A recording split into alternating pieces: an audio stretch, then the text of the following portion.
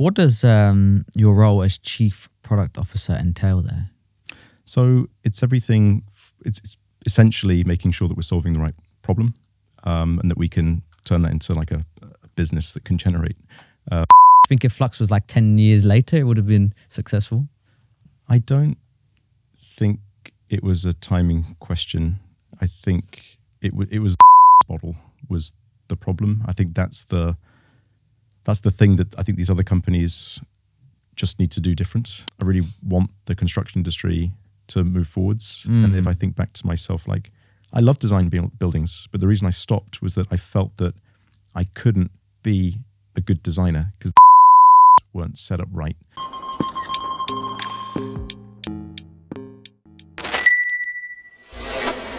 Hey everyone, and welcome to the Bricks and Bytes podcast, where we dive into construction and AEC technology. Before we get started though, if you're a startup founder or operator responsible for innovation in your company, or you want a deeper, more insightful look into technology in AEC, you won't want to miss our newsletter. From deep dives into particular technologies such as AI, robotics, design, software, and so on. Hot takes from investors betting big in AEC technology and advice on building tech companies, including the stories and takeaways of the most successful AEC technology founders. Head over to www.bricks-bytes.com and sign up today to get this exclusive material straight to your inbox. And now for the episode. This episode is brought to you by Build Vision, transforming construction supply chain by bringing contractors, manufacturers, and stakeholders onto a single software platform. Visit buildvision.io to find out more. Anthony, welcome. Thanks for joining us. Martin isn't here today. Apparently he's on a plane to Poland. Very glamorous.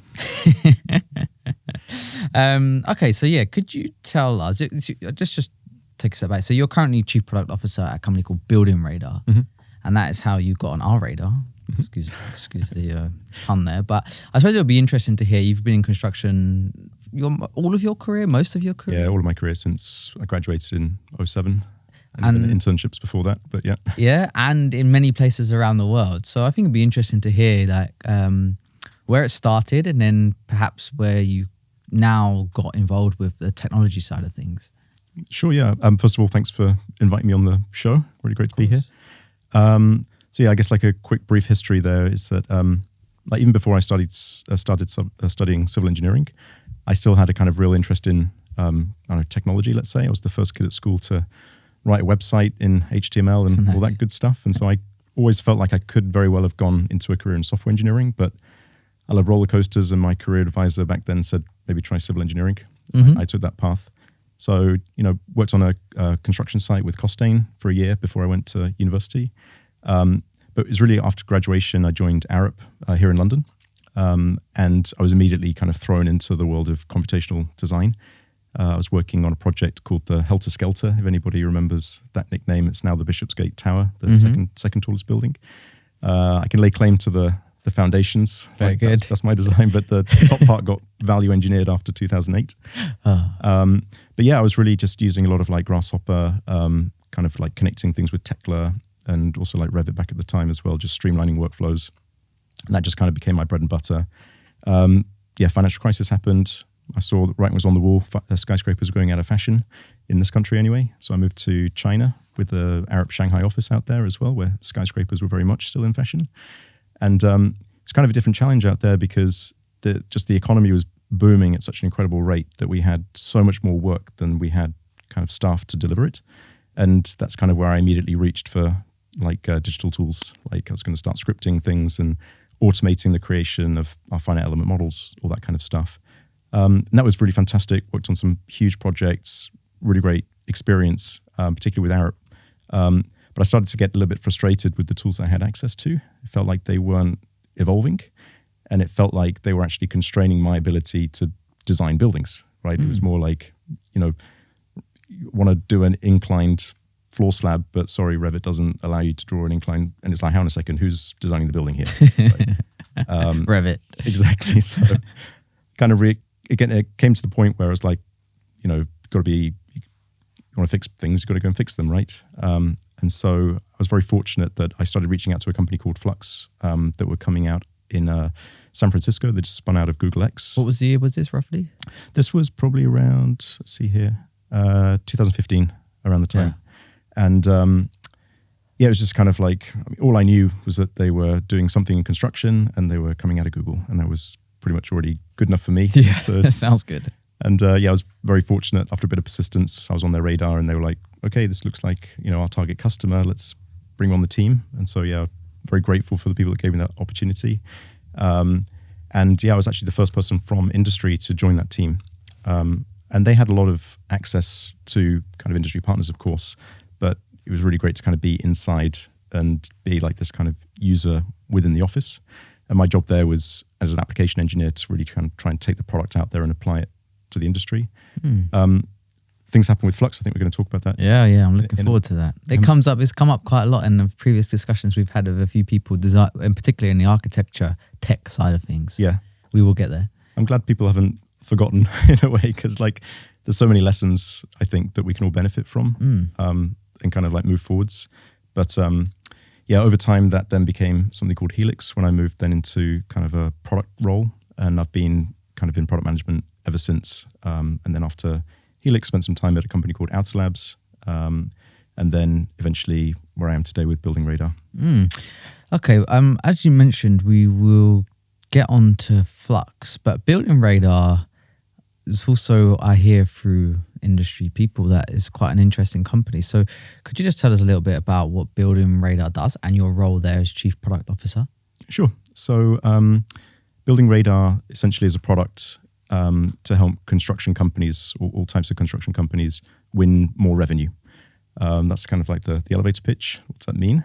I'll give an example. So, we've got customers like elevator manufacturers, and the people on their sales teams, their specification teams, they're very technically minded individuals. Like they know everything there is to know about elevators. And I think a lot of their new business needs to come from getting ahead of the tender, right? They need to, they've got all these fantastic new technologies, but if the architects, if the structural engineers, if the clients are not aware of these things early enough, then they go with what they used last time, gets locked into the tender, and you're kind of like locking out all that innovation. And so I think all of these new kinds of products being brought to the market, the teams at these companies, they need to kind of get earlier in the conversation to kind of create the demand for these new products that the industry really needs. Yeah. And so, we're working with their sales teams, their specification teams to give them like the data, the process and the skills to really kind of like have a more modern kind of proactive approach to driving revenue. Yeah, I see it. So, for example, I work in construction, and I'll get specifications, and a lot of products are already specified, and it's like you just mentioned there. Once that product's specified, then it's sort of locked out every other opportunity. So you guys are getting in these companies that are your clients in at that specification stage. So, or making architects or people that are specifying these things more aware of what's available. Is that right? 100%. Yeah, like the most of the companies that we're working with, like they really have these kind of like unique selling propositions, like low carbon cement or something like that. And you can call it sales, but in a way they have to educate the market that this thing is now available. And typically, again, the clients, the architects, like the availability of these products actually solving their problems. But again, how do you get the message out there, I guess? And like you say, everything's kind of already written in the tender. By the time the tender arrives, your competition is kind of locking you out of the game. So you need to, early bird catches the worm, as they say. Oh yeah, of course. Like more like brand awareness, I guess. What does your role as Chief Product Officer entail there? So it's everything. It's essentially making sure that we're solving the right problem, and that we can turn that into like a business that can generate money. And so I spend a lot of time with. Hey listeners, I want to take a quick break to remind you about the Bricks and Bytes newsletter. If you're interested in learning about the technology shaping the future of construction, you won't want to miss the valuable insights we share each week. To get this exclusive content delivered straight to your inbox, head over to www.bricks-bytes.com and sign up today. Link is in the show notes. Back to the show. Our technology team, for example, understanding how we can apply a lot of like new technology breakthroughs to the customer problems that we have, spending time with the customers to kind of really unpack those problems. They may be asking for A, but they actually mean B. Working with our customer success team to make sure that we're, again, learning from how the product is kind of performing and everything. So sometimes I've heard of product being described as like the Wi-Fi router of the organization. It's the answers are there in your colleagues' minds, but you need to kind of connect the dots and then make sure that we all get on the same page and do the right thing. Okay, interesting. Any, I suppose maybe we'll get there. We can tease it. But does anything pop to mind instantly when about how people could be perhaps more successful in product management? Oh man, I'm still learning. It's quite a broad question. Yeah, I think. Gosh, yeah, that's a hard one. We can come back to it. Let's come back to that one maybe. Yeah, we've got a slot for that anyway. Okay, so should we dive into Flux? And I think this is important so people understand the significance of Flux within the industry, because since Flux, obviously they were a company, and you'll do a much better job than I have explaining this, but my understanding of it, they're a company, as you mentioned, that came out of Google. Was it Google X? Google X. Google X, yeah. Working in the design space and to do with data, but they unfortunately went bust, but a lot of people from Flux have actually now gone out and have re-emerged with various startups. So we mentioned founders of Rayon, Speckle, companies like this that have emerged from Flux, and yourself, and are now building their own thing. So maybe we could start, like, what was Flux? Yeah, so I mean, Flux had existed before I joined and done a couple of other things. So I'll kind of just tell the story from when I showed up, let's say. So I joined just before the Series B, which is like a $29 million raise. So really huge, amount of cash, let's say. It burned through quite a bit then. Yeah, and it was, really at the time about data interoperability. It was the fact that the architects got information, the engineers got information, the cost planners got information. But if we could all share this information more seamlessly, we're going to be able to ultimately design a better building. You may even kind of look at things like G Suite, for example, where all these different disparate tools are kind of being connected in one ecosystem, and that leads to better outcomes. There was a kind of an underlying plan as well to kind of be a platform on which other developers could actually create their own businesses or micro apps that could then benefit from being able to tap into Revit data, SketchUp data, Excel data, and whatnot. So yeah, there was a really big vision, and then kind of also what our customers at the time could see. Ultimately, it ended up pivoting in around, I think, I have to write these dates down, so around 2018. Yeah. And so it wasn't that we ran out of money, it was that we just weren't able to effectively monetize it to the degree that our investors were expecting, or just to even fund the development costs, let's say. I think we had a great product. It was, we had great feedback. We had some fantastic users. It was really tough to kind of like let those people down because they were really relying, they'd built their workflows around some of the software that we provided. So it was with a heavy heart that we had to kind of move away from that. But I think, again, it was the business model. It was the willingness for the people that we were selling to pay for the product that we were giving them. I reflected a lot on this with other people and whatnot. And one of the kind of funny insights, let's say, is that the people that we were selling this to, or the people who were actually using the software, were often undervalued by their own businesses, if I can be, so extreme, let's say. Yeah.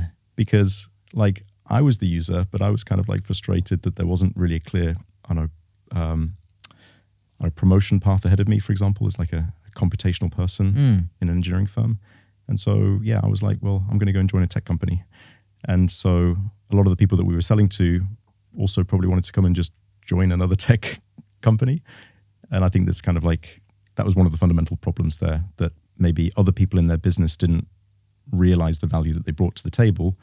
And then that kind of factored into the ability to monetize the product. I see. So Flux was primarily being used with people perhaps without authority to sign off on buying a license, or however Flux planned to monetize. I remember being in a big architecture office in Chicago. It was like a sales meeting. And we asked the main decision maker there, the head architect, like, how did you hear about us? And he just pointed to the new graduate architect next to him. He's like, he told me about you guys.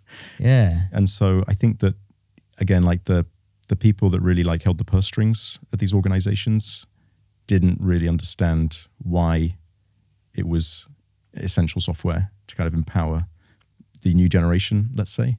And that even they probably were undervaluing how much that these kind of like new generation of computational designers and whatnot were really like adding value to the projects. So, Do you think this was Flux's fault that people weren't aware of the value that it was providing? Again, benefit of hindsight, right? Yeah. I chose to join the company and I knew what they were doing. I thought it was amazing. I think back then, certainly it was, is it Ross Hanneman, I think, from Silicon Valley, the HBO show? It's like pre-revenue, so like it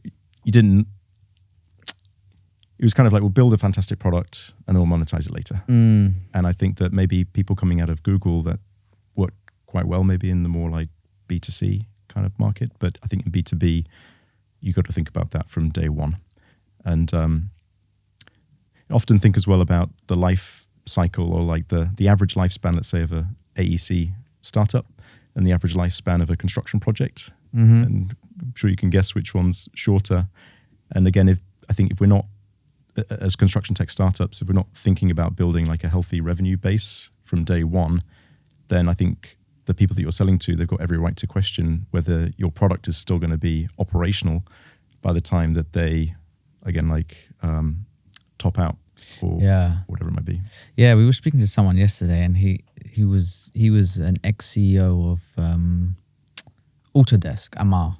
Maybe you've heard of him. Oh, yeah. And he was saying for AEC, people building products in AEC, you should always be thinking about if you have enough money to last you for 2 years because of the project-based nature, because the average project duration 2 years. So you've got to be able to sustain yourself for that period.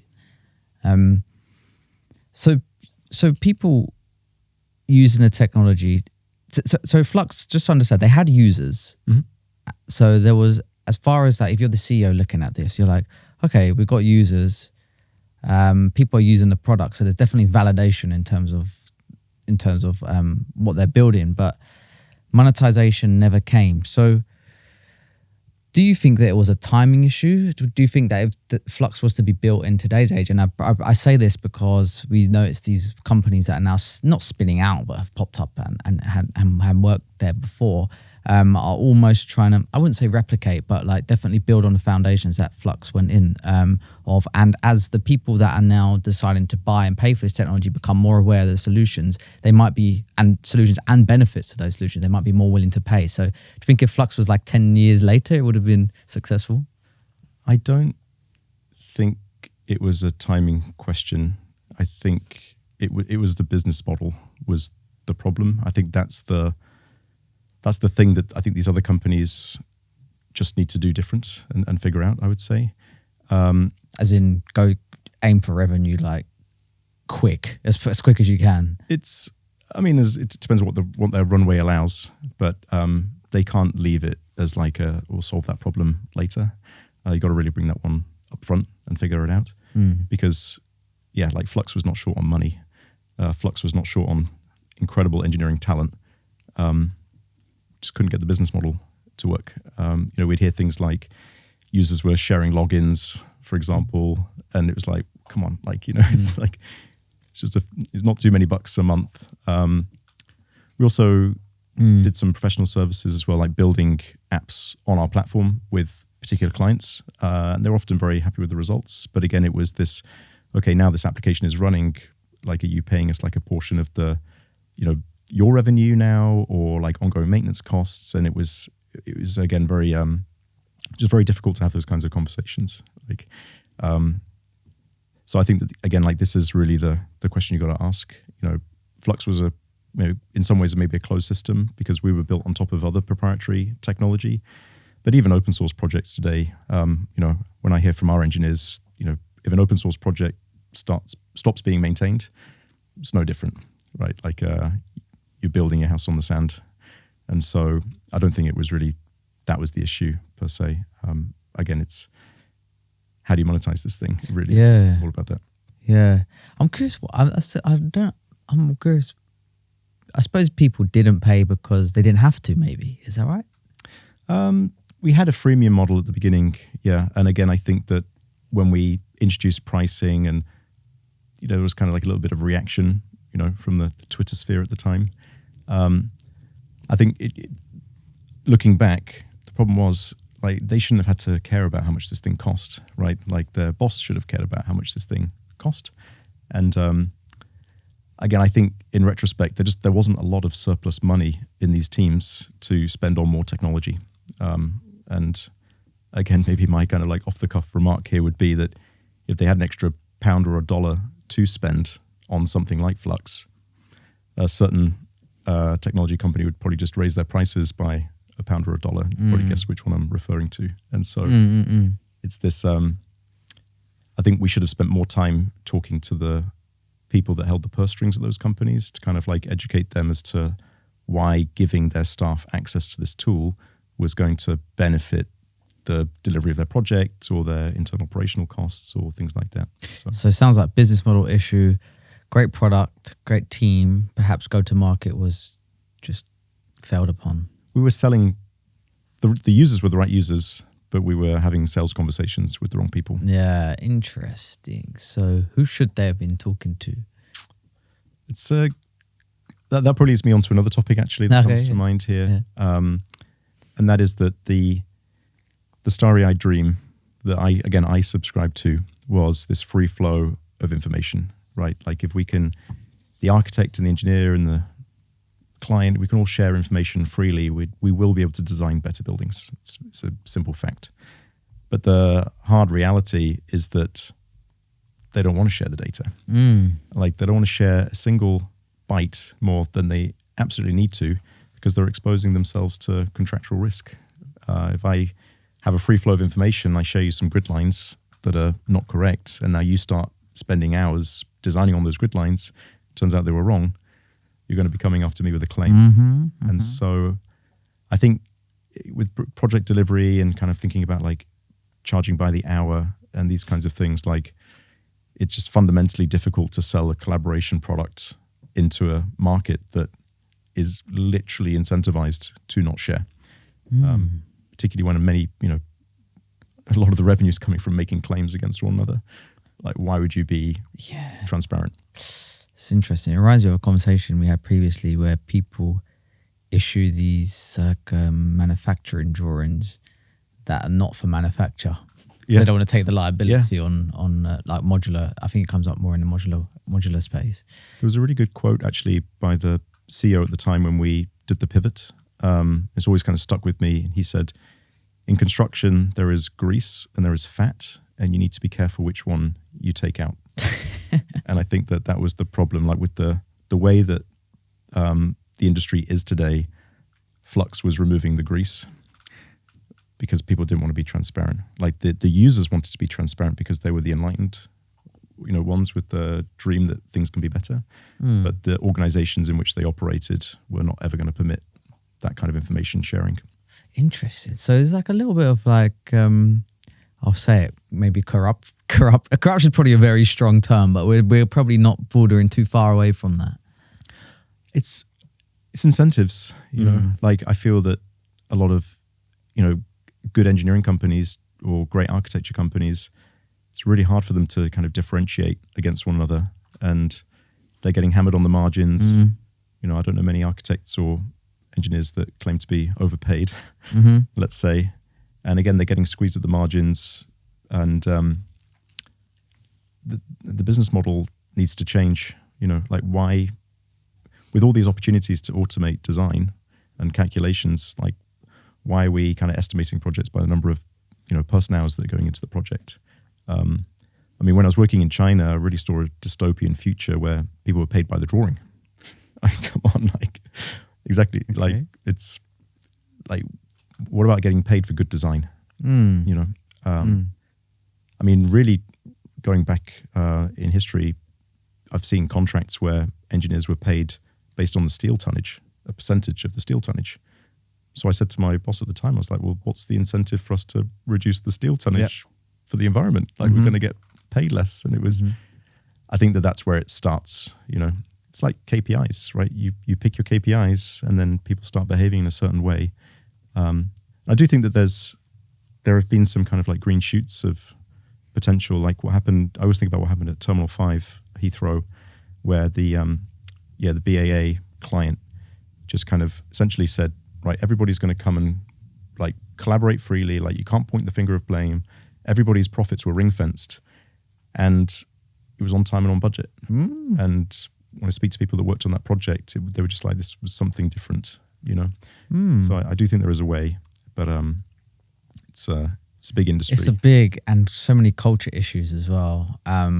You touched upon a perfect one earlier where people don't want to take liability, and the cost of trying something new and then getting it wrong is just far too, it's just risky. And I suppose we're dealing with huge potential claims. You also, by inherent nature of how dangerous the construction industry is as well, you're potentially dealing with lives as well. It's not like you can change a bit of code and then, someone's like couldn't save their work or something. It's like actually, the impact of that is a delay, and then there's thousands of weeks of liquidated damages and whatnot that go onto these projects. So the stakes are so high. It's like raising a child, and like you're going to go and put them in a total different, educational system or something like that. Like you get one chance. Yeah. And so it's not to say that people won't make those changes, but I think we can't underestimate how much we need to kind of like build trust in these new ways, or just think about the details. Or it's there's that famous saying in software that I've come to learn, is that nobody got fired for choosing Oracle. Right. Someone just said that to me yesterday, I'm sure. Yeah. It's just kind of like safe. And yeah. And again, just this thing that kind of like breaks my heart, because I really want the construction industry to move forwards. And if I think back to myself, like I love design buildings, but the reason I stopped was that I felt that I couldn't be a good designer because the incentives weren't set up right. And so, I hope one of us can figure it out. Yeah, interesting. I don't know. I do think about this a lot, and I'm not sure that there is a way, and I'm not sure that perhaps it is incentive as well, that people are necessarily motivated to want to do it because of that. I guess eventually it will change. But whether it's anytime soon, I don't know. I see it day to day, and there's nothing there. I've working in the technology side of construction. There's a lot of like software developers, for example, or founders that are not from this industry, that you then kind of take out and you start meeting customers. And the thing that they always say back to me, I remember, is, wow, like everyone's really passionate about buildings, and it's like, well, yeah, it's because we're all playing with our Legos and whatever. And so again, like I don't believe anybody in this industry wakes up in the morning and is like, I'm going to do some convoluted weird thing here to build a bad building. Yeah. I think everyone's secretly also got a broken heart, right? That they knew that it could have been better, but the incentives were not there to act in a way to make it better. Yeah. Curious, back to Flux. Do you know how many users they had at the time that they started to derail? Really have to dig into the memory archives there, but I do remember we did a 10,000 meter run from the office down to the beach for a party, because we're our 10,000th user. So it was definitely over 10,000. That's significant, huh? And how much money raised in total? Series B was 29 million? Yeah, Series B was 29 million, and there was some money before that as well. So that was it was already plenty, I think. Wow. And did you mentioned that they didn't necessarily run out of cash, is that right? Yeah, so it was a long time before running out of cash. If you look at the size of the company at the time and like the revenue growth, you just kind of do the projections and you're like, yeah, this isn't going to last much longer. And it just wasn't achieving that escape velocity. And so, leadership at the time and the board made the decision that let's try something different. And actually it was something that was happening at Flux that led to the idea of Helix, which was, again, born out of Flux. And that was that we were selling all of these interoperability tools with 3D data and all this kind of stuff, but so much of the market was still working in 2D. And again, I think everyone being from a technology background, let's say, they're like, what? Like people are still designing in 2D? Like, like really? Yeah. Oh yeah. Still now. You can even look at Autodesk revenues. Somebody was telling me just the other day that I think, AutoCAD revenues still outstrip Revit revenue. Yeah, I'm by a not significant surprised. margin. So what we kind of realized was that, okay, to use Flux, you kind of need a digital representation of your building. And most of the buildings are already built. And they've got, printed out drawings in a basement somewhere. And so, Helix was really about digitizing the existing built environment to then enable the use of all these great 3D tools that we were so passionate about. And one of our first customers there were actually Google, who were buying up real estate like there was no tomorrow because of the growth. And the problem was that they bought this building, but there were no accurate floor plans. And so they couldn't engage with their interior designers, their architects to turn that building over. And there were some local, what you may call scan to plan providers that would go out with their tools and kind of measure and with all the lasers and all that kind of stuff. They're like, we'll give you a drawing in like 6 to 8 weeks or something. And like, this is not an acceptable answer for a company like Google. And so we really saw an opportunity there to see like, what if we could compress that down to like 5 days, to like 2 days, right? Like now you're going to be able to turn this building over much faster. And like our second big client was WeWork. And again, they had the same thing. They had internal capabilities to do this, but like it wasn't enough. And so we were selling that technology to accelerate it, take the point clouds, take all the 3D images, merge them all together and spit out a floor plan on the other side. And so had incredible traction. Helix was ultimately acquired by a company called Density.io over in San Francisco. So it was nice to kind of see that something kind of came of everything that we'd invested in. It was very different at the end, but again, it was good to see that it kind of lives on in that regard. Yeah. But again, I think this every time you kind of like start working on a problem in construction, you're like, oh, there's another fantastic opportunity to build a business. And like you alluded to before, there were a lot of people in that Flux team that went off and then founded their own companies, and some of them are doing like incredibly well today. So again, it kind of like selfishly here as like somebody from construction that's already passionate about construction. Like I love it when you have software engineers that come from another background and then they're like, wow, construction's a really interesting problem. And then after that startup doesn't work out, they choose to go and work at other construction tech startups. I think it's great news for maybe listeners of this podcast that like our problem space is so interesting and challenging. We're attracting some really fantastic talent. So it's a really great thing to see. We are really solving hard problems, and I think for the right person, that can be very fulfilling. I always find that there is always a big benefit to an industry when a company does end up failing, because like you say, you get all these people that were working there and probably learned a hell of a lot whilst working at the place that they're now applying to and building smaller startups from that are as a result of this company. And perhaps if these places didn't exist and there weren't such great failures, we wouldn't get this in the industry. I think there's like a lot that the construction sector can learn from the software sector, and also vice versa. Maybe for like software, they could learn from the construction industry about being reliable, right? Where like lives depend on it. Again, look how many software products now your life probably does depend on it.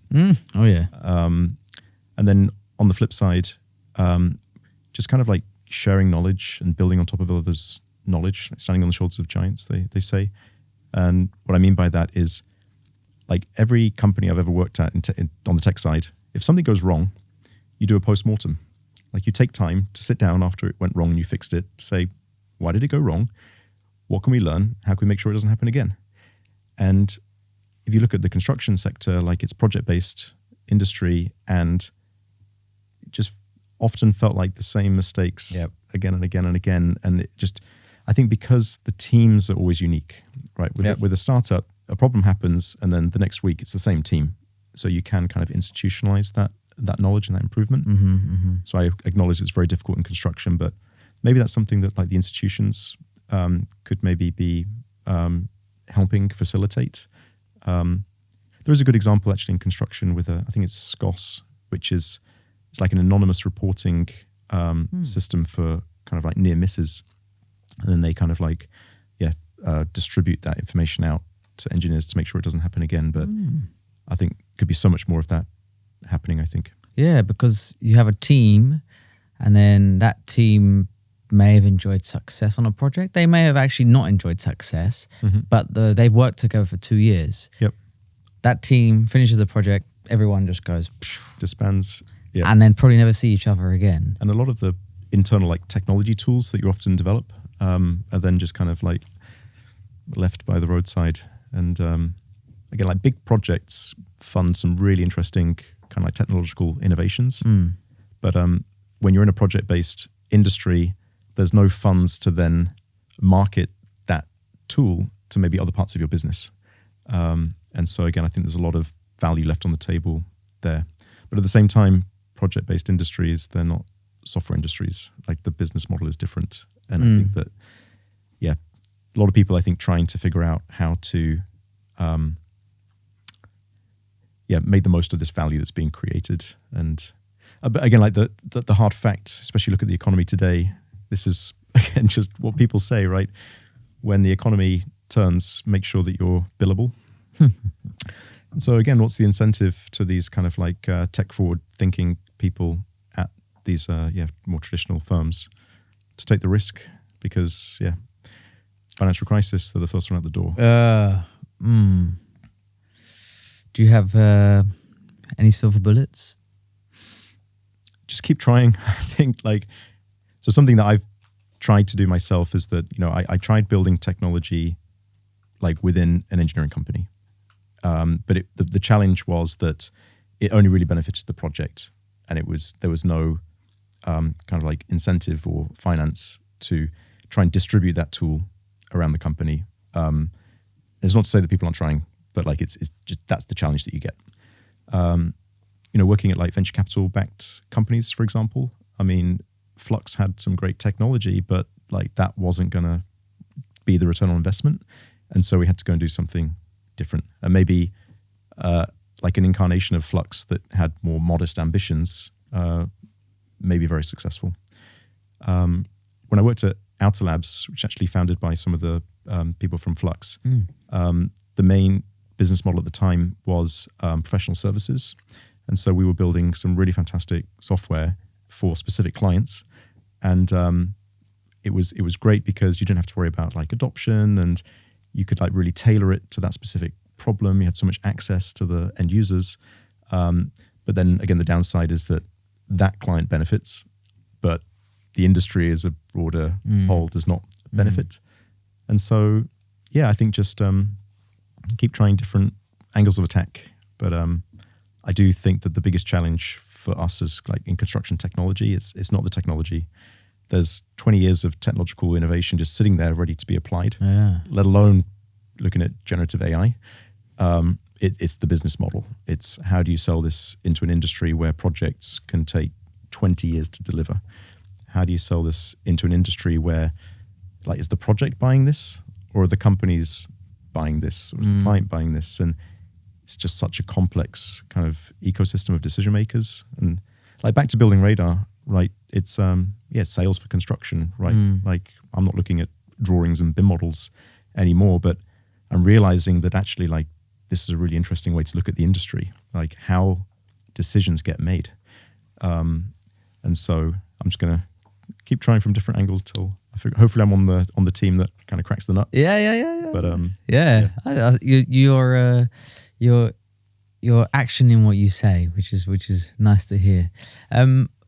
What's it like working at a company that is about to go under? Like, were you there to I guess not the final day, maybe you were, I don't know, but what is that like? So I mean, like so it was only then really with Flux, and Flux didn't go under. It was that the writing was on the wall, and then they had the opportunity to pivot. And I was very fortunate that I was able to stay, and some people chose to leave at that time, and some people were told to leave, and that was a very, very tough time because we were like a family. Like we were in that office till like 10, 11 p.m. every night. Like we were doing it because we really felt that we were building something awesome for the users. And it was really difficult this kind of like sunk cost fallacy. Like we'd invested so much in this, and we felt that people were kind of relying on us to kind of come through for them with change, and then to kind of not be able to deliver that, it was really, really tough. And I've actually got a picture of the office when we removed all the furniture, and it's just like I feel sad hearing it. yeah, it was really tough. But I think if you look at like what's come of that now, like so many other companies that have like learned from those, hopefully learned from the mistakes, and are now doing like a bit more successful than Flux was. I think is really fantastic. And then like towards the end of Helix, though, it was more about, we're going to like raise more money, or we're going to get acquired or something like that. And so that was just more of a trying to steer it in the right direction at the time. So yeah, it wasn't like it was game over. Like I think I think it was hearing about, was it Modulus on your podcast recently? So it wasn't quite like that. I think the writing was on the wall. Yeah. And everybody got paid and things like that. So, but it was still a very, very tough time because not everybody agreed that was the right thing to do. Yeah. Mm-hmm. Lots of emotions involved, whatever way you look at it. What are some of the companies that came out of Flux? It would be nice to give some recognition to some of the founders now building in the space. Yeah. So I know you mentioned like Speckle at the beginning. Like, so they didn't actually come out of Flux, but it is a funny story that I was desperately trying to hire Matteo at one point. So he's an incredibly talented guy, Nice.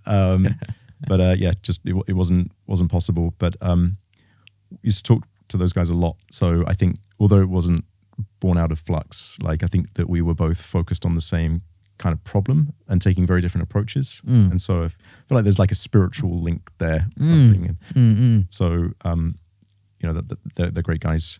I think that Hyper, we heard like Anthony Hawk again, like they're not directly connected with Flux, but very much from the same community, let's say. And I heard that he's kind of referencing lessons learned from Flux. So there's those guys. I think there's a really interesting company called Join.build, which a guy called Andrew from Flux founded with some other ex-Fluxers. And that's all about pre-construction. And they went through a few different iterations when they kind of came out of Flux, but they seem to be doing really amazing things. And again, I think that's just really awesome to see that those very talented engineers like chose to stay in this kind of crazy industry and like stick it out. Despite being burnt, perhaps. Yeah, and they could have gone and done anything, and yet they chose to focus on construction problems. That's really awesome. And then like one of my favorite ones that I've got to give a shout out is Stanislas, who founded Rayon. Yeah, shout out to Stan. We spoke to him on Friday. He's what a great guy. So he was an intern at Flux, and then he was an intern at Helix, and like just desperately like, come on, like you've got to come and join us, right, when you graduate. And this guy, though, he knew what he was doing, and he went and became a founder. And yeah, again, if he's raising money, like I would invest my own money in this. Yeah, Rayon, a very interesting company actually. I really like the model. And I think that again, he's got that rare combination of not only the talent to build, but he's thinking about things in a different way from the business model standpoint. So I'm very, very excited to see what they come up with. You know what's quite funny? We recorded with him, and I know he won't mind me saying this, but during the discussion we had with him, he was telling us about how their sort of go-to-market and growth was around content marketing.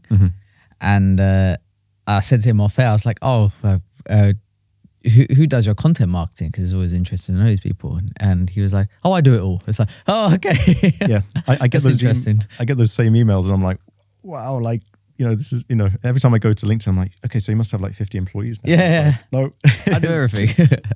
Again, like, definitely one to watch. Yeah, no, interesting.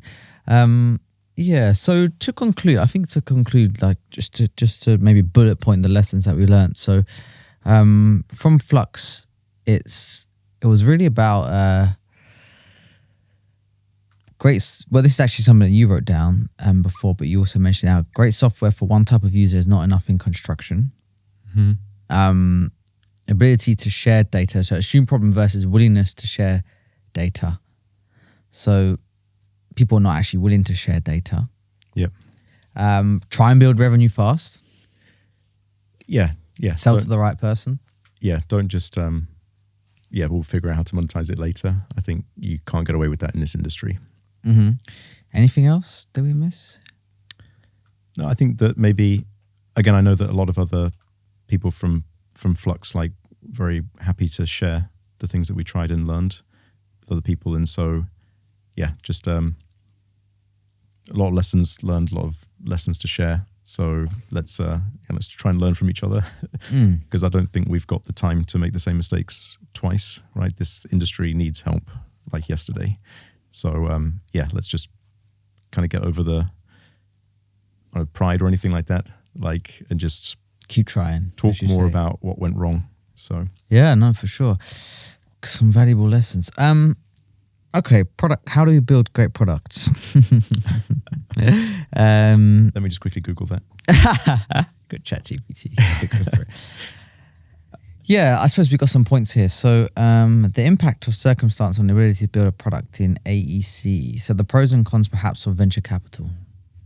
Yeah, so I think that it's something interesting came up at this meetup that I was at last night. We were talking about. Oh yeah, so you go for it, promote it. So co-founded a London-based construction tech meetup called Tech Built World. And yesterday we had a really great speaker, Iria, who was talking to us about personas. And she was trying to kind of break this idea that personas are particularly helpful in this industry because, what is maybe called a cost planner in one country is like, something totally different. Scheduler or something. Yeah. Exactly. And so, but not only that, you could have the exact same persona, but if they're working on a big project for the government or a small private project, their requirements are totally different. Like the things that they need to succeed are very different. And so I think the same goes for like building product. If you're joining a big company that's post-product market fit and it's more like maybe an optimization problem or, trying to tap a little bit more revenue versus pre-product market fit. It's, again, you could be the same product manager, but you're going to have to use a totally different rule book. I think the same goes for where the expectations of the people behind the company, right? Like, is it about we're trying to just kind of get usage or we're trying to focus on monetization first? Depends what the VC's after, right? Yeah. I think everybody's a product of their environment in a way. And so, again, I think it's just, I think then to kind of be better as a product manager, you need to be aware of your surroundings, I think, and try and use what you've got to maximum effect, let's say. What are you? I think you touched upon some points there, and I think I can connect some dots based on my experience. Would be that the motivation behind the product or what we're trying to build depends on perhaps external factors like venture capital. So, for example, if they're demanding that you grow your user base, it may actually be detrimental to the life of the company. Does that make sense? Yeah, there's no right or wrong way. It's just different. And so, like when I was working at Outer Labs, for example, at that time there was no VC. It was all bootstrapped. But as a result, the company had total agency over what they did and didn't do. Whereas, again, as you could see with, again, not to be a dead horse, but like with Flux, like just when we could see that we couldn't make it as big as it needed to be, then wasn't willing to be funded anymore. So again, that changes how you kind of approach product. Like how big are you aiming, let's say? Yeah, I think that's kind of the environmental factors, right? They kind of drive into product management. Yeah. What do you think about how early, I think that I saw a debate on this, should someone involve a product manager if they're starting? So typical circumstance, you have two co-founders, one's technical, one's more operational, salesy, whatever. Is there a correct, do you have a thesis on when the correct time to hire a product manager might be? I mean, again, I am a product manager, right? So I would say it should be the first time you make it. But no, I think practically speaking, the co-founders have to be the product managers at the beginning because, you need other skills, hard skills, like earlier, just to kind of bootstrap the company. Something that I like to do, there's a couple of like new startups here in London, for example, where just kind of like meet up with these kind of like 2-3 person teams and just offered my advice, my product advice. And I think that definitely there's a lot of free advice out there, a lot of friendly people just willing to happily give. And so I think, any new founders that need product insight or advice can probably find a product manager willing to give it. But there is a difference between getting product advice and then actually having someone's kind of having the skin in the game, where you need to kind of live with the consequences of your decisions, let's say. So I guess there's also engineers that have like very good product sense, let's say. And I think that comes from experience. Again, maybe like Stanislav is a good example, right? Like you kind of get 2 for 1, let's say. I think that's what you need to be looking at in the early days. But I don't think it's like you have to have one. Like just somebody needs to bring the product thinking, let's say. And, there's not like you can get a degree in product management, right? Anybody can give it a shot. It's more like a mindset. It's a way of thinking. And I think that's more what it's about. When do you think people should flip from? We get a lot of with this of an AEC, and I think you touched upon it earlier, where it's like a more of a bespoke consultancy. Like for example, Procore. I know that they were doing custom solutions in the early days just to start generating revenue. I think that was their primary objective. Before flipping into more of like a subscription base with a standard product offering. Again, do you have a thesis? Is there a rule that on day 465 you should flip to a subscription model? It's that's a really interesting question, right? Because like SaaS isn't the only way to price your product. So like back at Flux, for example, towards the end, I was leading like a professional services division where we just took the product out and implemented it for customers and generated a lot of revenue.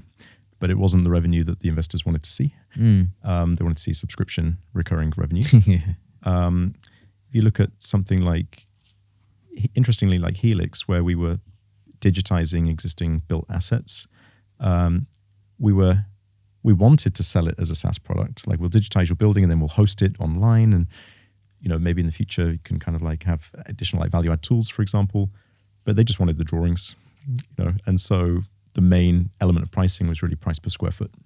Like how many cents per square foot to turn reality into an AutoCAD drawing.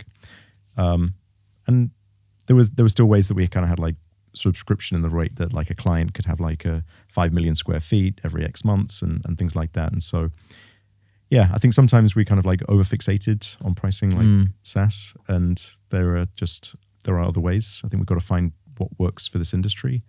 And definitely when you're selling to a project, what's the point of selling SaaS to a project? Like the project has a fixed lifespan, right? Like if you're selling maybe something like operational software, like what we're doing at Building Radar, like we sell to the sales department or the revenue department of a company, like that department's going to always be there. And so SaaS makes sense. But again, like we shouldn't just take that as an assumed given. There's lots of other ways to monetize these things.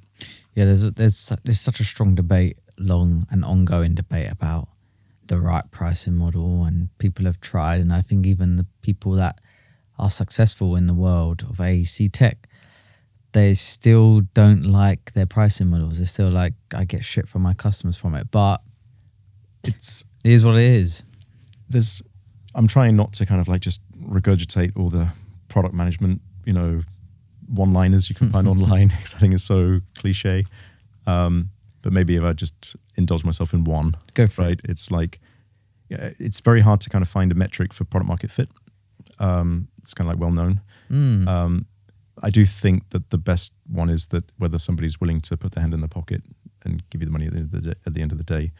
And clients can say they've got these requirements and that requirement, like, oh, we only ever do on-prem or that, can't have your servers over there. But I've seen them break every rule if they really, really want the product at the end of the day. And I think that's really what it comes down to. Like, how badly do you want this or need this thing? And I think it's the same for us as individual consumers, right? Like, why does the jewelry shop not display the prices, right? Like, they want you to fall in love with the piece, and then you'll justify the price to yourself afterwards if you want it that bad. And again, I think that's what we should be thinking more about, as to realize whether we've built the right thing or not, or we are building the right thing or not. like you said, like they might not like the pricing model, but if they still pay their bills, then I think you're on the right lines. If it's such a great product, people, like you say, they're going to pay no matter what, right? Is there like a something, again, that's come up in a few discussions recently, is how easy products are to use and get people into your software. So if someone needs to, say, for example, you have product A, in order to start using their software, you need to speak to an account executive. He sets you up with a demo, and then you have the demo, and then you need to speak to the sales team, and they give you the pricing, and then you need to think about it and go and speak to. Whereas what we hear now from, I think even let's just pick Rayon because we discussed them, you can almost instantly get into start using their product. They have a free model, and I'm pretty sure you can just go online, sign up, and start using it straight away. Is that like does the product A example I give suit in certain circumstances, or should people always be going for let's get you straight instantly into it? I think like the user experience is critical no matter what your business model is, because you may make the sale with bad user experience because nobody's used it for more than 3 days, but it'll come back to bite you when it comes to renewal time. So like, yeah, it has to be a great user experience. But I think what you're talking about there maybe is what is sometimes referred to as product-led growth, where you let users kind of come in, use it for themselves. That was definitely what we were doing at Flux, for example. But then you need to have a very clear strategy as to then how do you turn that free user into a paid user. And even you can see like companies like Notion and Miro and Figma can't quite crack it either. You know, like just I'll keep creating new email addresses, right? And I'll never have to pay for this thing. So you have to wrangle with that one.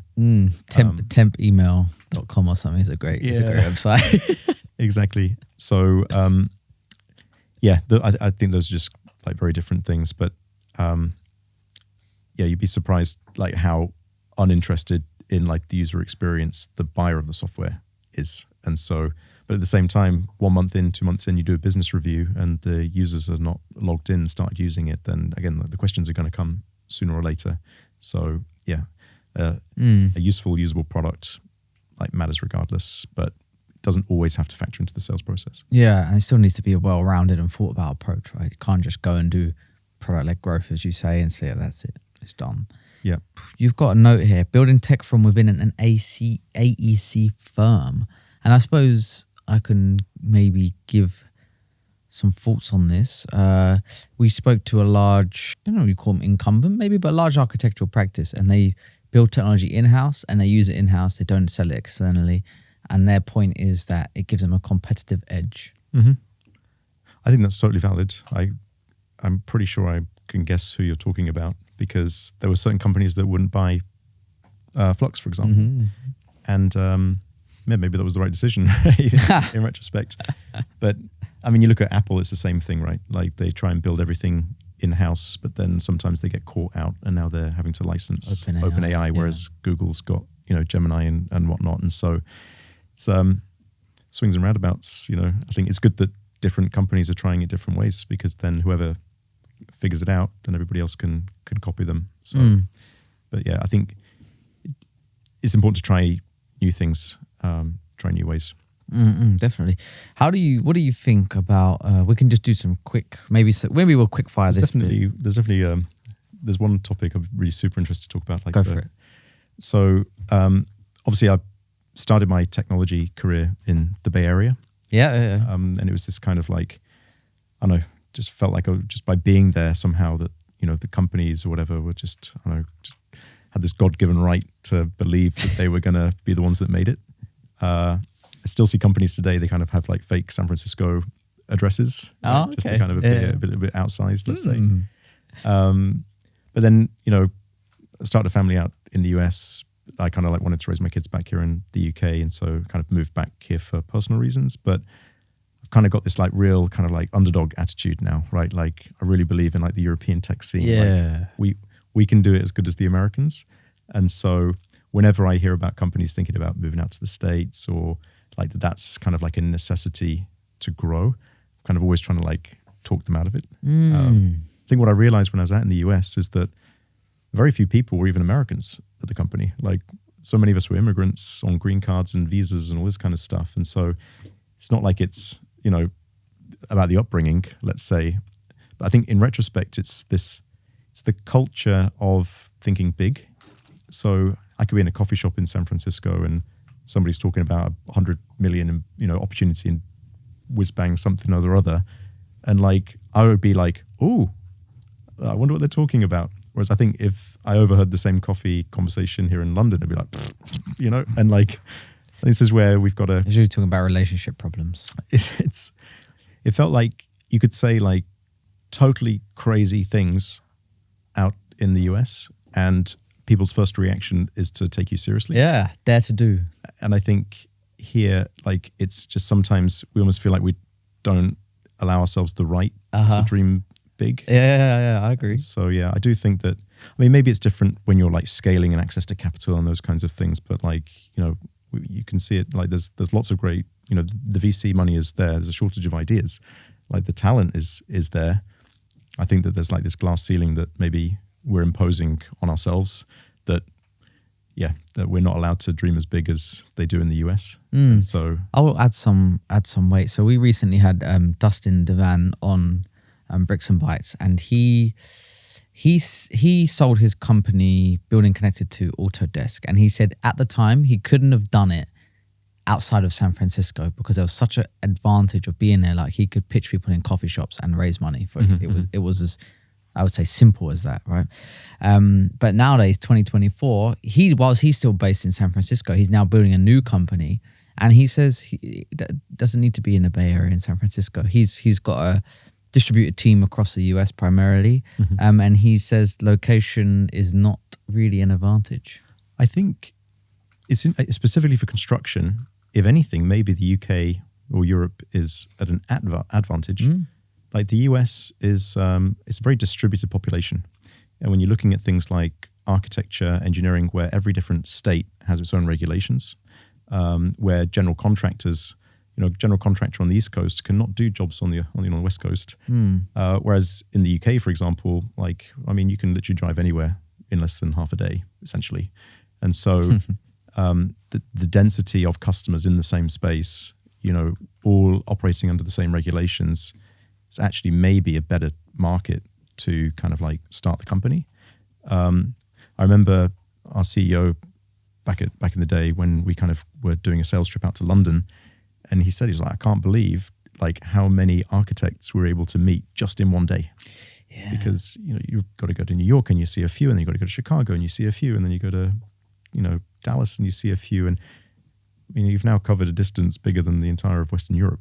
Yeah. So yeah, it's I think the population density in the UK and like Germany, France, and whatnot is actually like an advantage for construction. Yeah, I think I find what I've been thinking about recently is I really like that idea, but what I find with I think about some of the larger incumbent general contractors we speak to in the US, and they definitely seem to be more innovative. Like they have initiatives, like whether it's corporate venture capital arms or incubators or accelerators or large innovation teams. And when I think about maybe the comparison in the UK, they don't really have any of these a similar. And I don't know why that is, and I can only think it's the mindset of the US as like, yeah, dare to do. We got to do this. I've definitely worked with some in the UK. I think maybe they're just like labeled differently or not as well described, let's say. But yeah, I think it would be interesting to understand, like, as a percentage of revenue, are they investing more in innovation out there? And again, is it like a project-based view to kind of investing in innovation, or a company-based approach? But yeah, that would be an interesting one to find out. Yeah, we can dive into that. I like this one. Move fast and break things, and its compatibility with AEC. Say your part and then I'll say mine.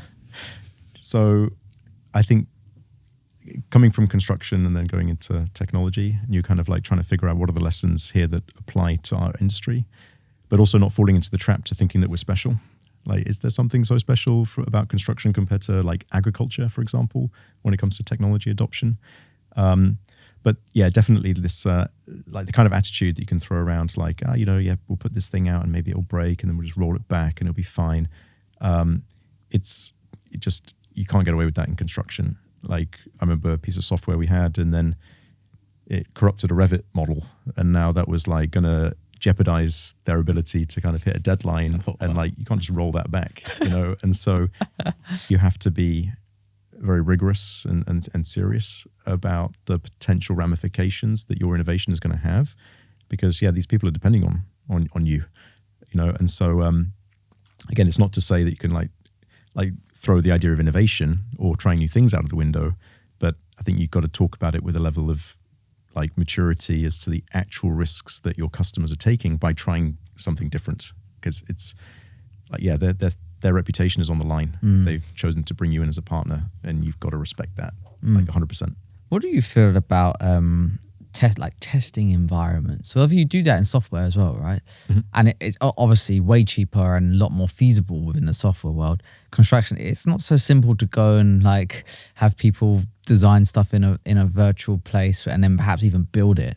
Yeah, you make me think about something slightly different actually, which is when I've worked at companies where you've got this new technology, and then you're in touch with like the chief information officer or the chief data officer or something like that, and you do this kind of like, you know, proof of concept thing, and like nobody cares at the end of the day, right? And like that's kind of like the development environment, right? Like it wasn't a real project. It's kind of like there were no real deadlines. There was no real skin in the game, and that's actually a trap, I think, for startups to sell to those kinds of buyers.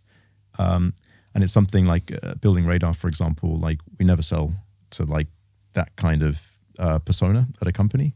Like we sell to the head of revenue or the head of operations or the CEO directly. And now you're dealing with a problem that is like very high on their to-do list. And when you get it right, then you get like the rewards, right? Like, but again, like with these kind of like little side project proof of concept kind of thing, like if it doesn't work, nothing gets broken, but also when it goes right, nobody notices. And so you've got to kind of be fixing the actual thing that needs fixing, and not just doing a clever demo on the side or something like that. Interesting. I would say in response to the move fast and break things comment, I've probably put a few LinkedIn things on this, and I'm sure I thought of this saying originally, right? But then I listened to a podcast and someone else said it, so my brain's playing tricks on me. But in construction or AEC, it should be move slow and fix things. Yeah. I'd say slow is never a good word in construction, right? I think it's like maybe move carefully. Yeah. Move with care and make things better. No, sounds good. One last point, maybe user adoption.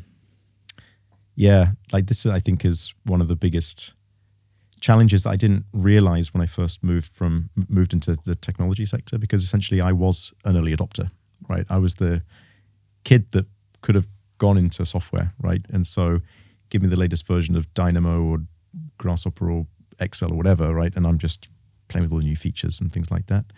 And it took me a period of time to realize that not everybody was like me, and that a lot of people just don't care about new technological innovations. They care about going home on time to see their kids. They care about making more money. And I think that was like a really big learning that I had in the first couple of years, that people care about different things. And so you just need to describe it in a different way, right? Like this product that I'm building for you is going to save you time, is going to save you money, but I need to describe it that way, because again, I can talk about the bells and the whistles and how shiny it is, but that's not what you care about. So I think we've got to really think about user adoption a lot, because you're dealing with essentially like psychology. So I was actually on a call the other day working from home, and my wife said to me afterwards, she was like, "Are you sure you're not the chief psychology officer?" The play on the CPO there, but it's kind of like, yeah, maybe. But it's amazing, like the conclusion sometimes people jump to, like, I don't know, the old people can't use new technology. Like actually I've seen like the old people are more willing to kind of just follow a process and give it a shot, whereas maybe younger people are kind of questioning it all, questioning, why am I doing this? And so you can't really like jump to those kinds of conclusions. But I think again, like back to the Flux thing again, was I think we really felt that if this was just a really fantastic product that just like worked really, really awesome, that it would achieve success. but that was not ever going to be enough, right? Like, what is this user's boss asking them to do? Like, what are the other things that are happening in this user's week that's kind of competing with the possibility of them using our product, for example? And so I think this is kind of like really not taking your eye off the ball with adoption, because it's a really hard thing to get right. People just don't like change. So when you're trying to move slowly and make things better, or whatever it was that we said there, it's got to be empathetic to that fact. Like, not everybody is a tech geek that wants to listen to Bricks and Bytes, for example. They've got other interests. Yeah, makes sense. Okay, very, very last question then. Do you think there is a harder industry in the world to disrupt than construction? Oh, I've never heard of a question like that before. I've never asked it, to be fair. That's an interesting one. I would like to say no, because you think about pharmaceuticals and, like, I don't know, defense. I don't know, it feels like the stakes are higher, but maybe there's not a sector, though, that has a bigger impact in everybody's quality of life, I would say. Like, I remember when I moved from London to China as a structural engineer, it was in the UK, like, we're doing such advanced things. We talk about like negative carbon schools, like they're literally like schools that are sucking carbon out of the atmosphere. And it's fantastic. I think these are good things. But the engineer in me was like, but in China, they're like building like 5,000 skyscrapers that are making all the same mistakes that we've been making for the last 100 years. Yeah. And then the same goes for, India and South America and a place like Nigeria. And so I think that if you really want to solve the climate problem and make sure that people in those countries are not going to be in cold buildings like we all seem to be here in this country sometimes, like, we've got to try and export those learnings, right? So that we, again, not kind of manufacturing more mistakes for the future. So I think in that regard, maybe it is the bigger problem in the room. It's more impact on everybody's lives. Very nice. Anthony, thank you so much for joining us. Can you tell people where they can find out more about you? Yeah, so I'm only on LinkedIn because I've kind of withdrawn from most of the social media platforms. Place to be. But definitely, again, another shout out for the Tech Built Worlds meetup. We'd love to see anybody there. You can find it on LinkedIn and on meetup.com. So very nice. Yeah. I feel like there's a little community of construction AEC tech people starting to build within London, which is really nice to see. So yeah, I'll certainly be at the next one. Yep. Look forward to seeing people there. Thanks, Anthony. Thanks very much.